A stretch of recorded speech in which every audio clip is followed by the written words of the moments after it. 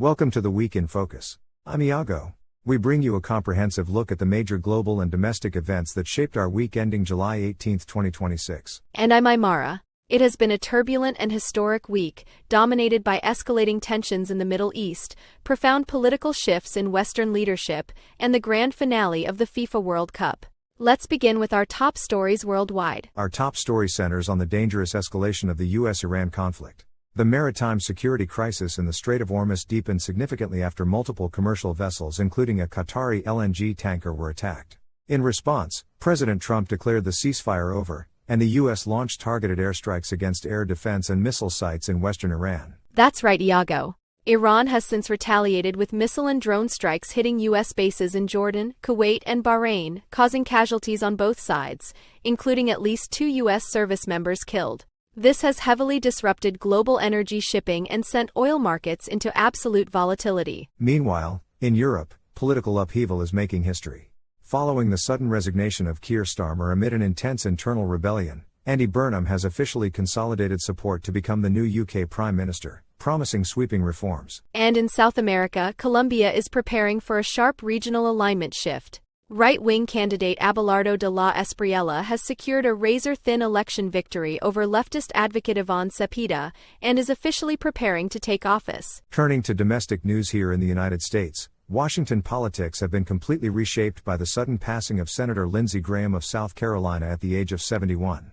His death leaves a crucial Senate vacancy and has triggered special election and appointment processes right ahead of the 2026 midterms. Adding to the Capitol's tension, the Bureau of Labor Statistics reported that annual CPI inflation rose to 3.5% through June, driven heavily by a massive surge in energy and gasoline costs. Financial markets are now bracing for a potential Federal Reserve rate hike in the second half of the year rather than the cuts they had hoped for. On the regulatory front, the Department of Homeland Security has finalized a strict policy shift. They are officially eliminating open-ended duration of status frameworks for international student, exchange visitor, and media visas. Stays are now strictly capped at a maximum of 4 years, prompting intense debates in higher education hubs like New York and Pennsylvania. We also have a major public health alert tonight. The FDA and CDC announced a voluntary recall of Mexican-sourced iceberg lettuce by Taylor Farms following a massive Cyclospora outbreak that has sickened over 1,600 people across 5 states,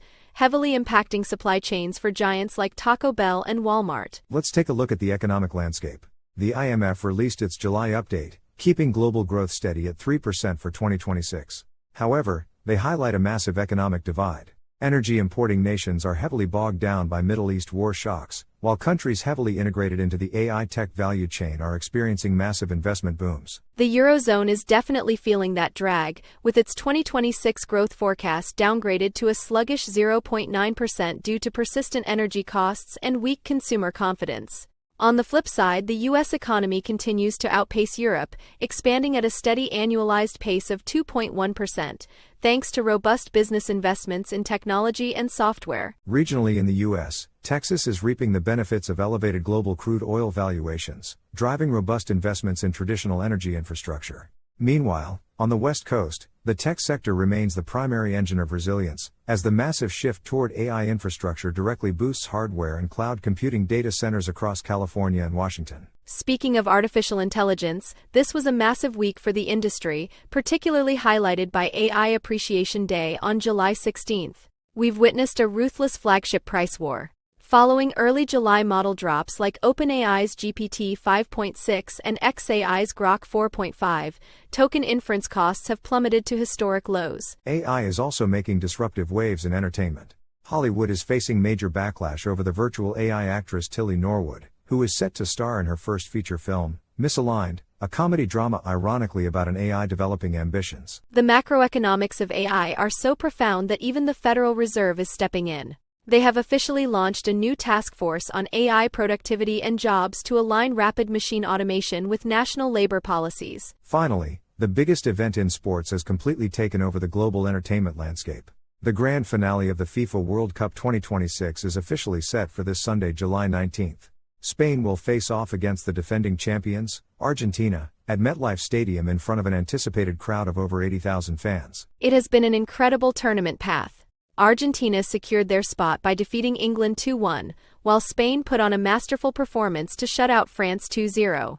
However, England didn't leave empty-handed. In a high-scoring thriller yesterday, England defeated France 6-4 to claim the tournament's third-place spot, powered by a spectacular hat-trick from Bukayo Saka. It's not all just fun and games, though. A newly released report from HR software firm UKG revealed that World Cup fever cost the U.S. economy an estimated $11.7 billion in lost productivity, with workplace attendance plummeting by 26% right after the U.S. team's elimination by Belgium earlier this month. Productivity loss or not, the buzz is undeniable.